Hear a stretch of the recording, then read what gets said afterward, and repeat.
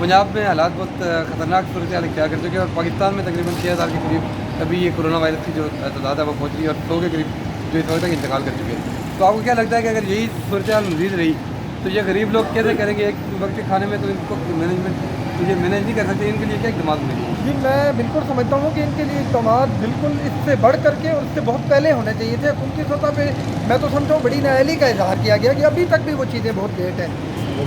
باقی مطلب سماجی تنظیموں نے جس طرح ہماری تنظیم نے، بلکہ میں تو خال خدمت کی بات کروں گا، جماعت اسلامی کی تنظیمات نے، اس کے علاوہ بہت دیگر تنظیمات نے ذاتی طور پہ بہت اچھا کردار ادا کیا. لیکن ہماری ریاستی سطح پہ، حکومتی سطح پہ بہت بے پناہ کمزوریاں رہی ہیں.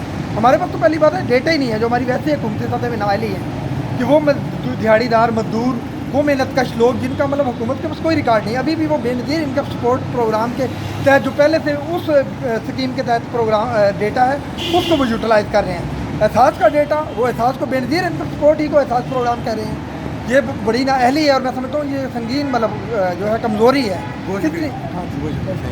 جی اب دیکھ رہے تھے آپ ہمارے ساتھ موجود تھے ملک طاہر صاحب جو کہ مرکزی عہدیدار ہیں شمالی پنجاب میں عوامی تحریک کے.